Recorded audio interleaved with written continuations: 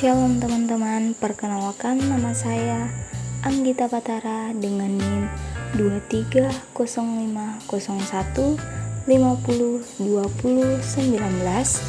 dari Program Studi Pendidikan Bahasa dan Sastra Indonesia Universitas Negeri Makassar. Pada kesempatan kali ini saya akan menjelaskan mengenai perubahan fonemis yang terdiri dari asimilasi dan desimilasi fonemis, penambahan fonem, metatesis, monoftongisasi, dan diftongisasi. Namun sebelum itu, mari kita menyimak apa sih itu perubahan fonemis. Perubahan fonemis dalam bahasa Indonesia adalah sebuah sistem yang dinamis dan selalu berubah. Perubahan dapat terjadi pada berbagai aspek bahasa, termasuk dalam bunyi. Perubahan bunyi dalam bahasa disebut dengan perubahan fonemis. Perubahan fonemis adalah perubahan bunyi yang mengakibatkan terjadinya perbedaan makna. Selanjutnya kita masuk dalam asimilasi fonemis. Asimilasi adalah perubahan bunyi dari dua bunyi yang tidak sama menjadi bunyi yang sama atau yang hampir sama. Menurut Cahill, asimilasi merupakan perubahan bunyi secara fonetis akibat pengaruh yang berada sebelum atau sesudahnya. Kalau arah pengaruh itu ke depan disebut asimilasi progresif dan arah ke belakang disebut asimilasi regresif. Asimilasi fonemis dibedakan menjadi dua jenis. Yang pertama, asimilasi progresif adalah proses perubahan bunyi yang menyebabkan mirip atau sama dengan bunyi yang ada di belakangnya. Contohnya adalah kata Sabtu dalam bahasa Indonesia yang diucapkan Sabtu.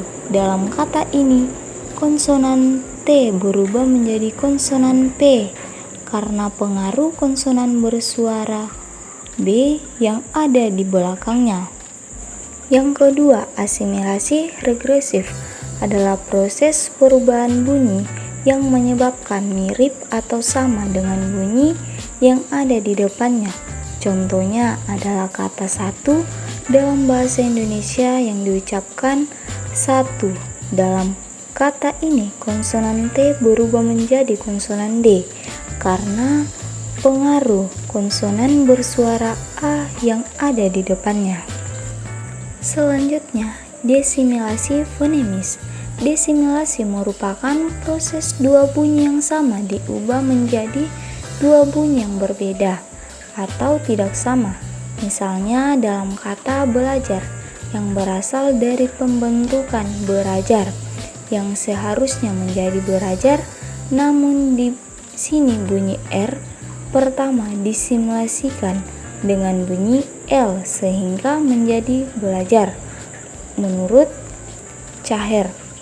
Kemudian menurut Verhaar, desimilasi terjadi karena sebuah bunyi berubah untuk menyesuaikan diri dengan bunyi lain.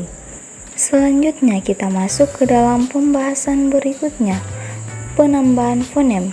Proses penambahan fonem terjadi akibat pertemuan men dan pen dengan bentuk dasar yang bersuku satu. Fonem tambahannya adalah sehingga men berubah menjadi meng dan pen menjadi peng. Selain itu ada pula penambahan fonem apabila morfem an ke an, pn an bertemu dengan bentuk dasarnya. Terjadi penambahan fonem. Apabila bentuk dasar itu berakhir dengan vokal A, penambahan fonem W. Apabila bentuk dasarnya berakhir U, O, dan AU, dan penambahan fonem Y apabila bentuk dasar berakhir dengan I, I. Berikut beberapa contoh yang bisa saya berikan. Dapat kita lihat bersama-sama ada beberapa contoh yang telah saya tuliskan di atas. Selanjutnya metatesis. Metatesis adalah perubahan bunyi urutan bunyi fonemis pada suatu kata sehingga menjadi dua bentuk kata yang bersaing. Dalam bahasa Indonesia, kata-kata yang mengalami metatesis tidak banyak, hanya beberapa kata saja. Misalnya kerikil menjadi kelikir. Metatesis ini juga bisa dilihat secara diakronis. Misalnya, Rabu berasal dari bahasa Arab Aiba. Menurut Caher, metatesis perubahan urutan bunyi fonemis pada suatu kata. Dalam bahasa Indonesia, kata-kata yang mengalami proses metatesis ini tidak banyak. Selanjutnya kita masuk dalam monoftingisasi dan diftongisasi.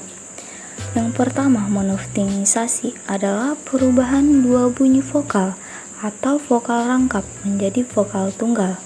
Peristiwa penunggalan vokal ini banyak terjadi dalam bahasa Indonesia sebagai sikap pemudahan pengucapan terhadap bunyi-bunyi. Diftong monoftingisasi merupakan perubahan dua bunyi vokal menjadi vokal tunggal. Contohnya kata ramai yang berubah menjadi rame dan kata satai yang berubah menjadi sate. Yang kedua yaitu diftongisasi adalah perubahan bunyi vokal tunggal menjadi dua bunyi vokal atau vokal rangkap secara berurutan. Misalnya pada kata anggota yang diucapkan menjadi anggauta. Yang kedua, sentosa diucapkan menjadi sentausa. Perubahan bunyi ini terjadi pada bunyi vokal tunggal O ke vokal rangkap AU. Itulah tadi pembahasan materi dari perubahan fonemis yang mencangkup asimilasi dan desimilasi fonemis, penambahan fonem, metatesis, monoftingisasi, dan diftongisasi. Kurang dan lebihnya mohon dimaafkan. Sampai bertemu kembali. Shalom.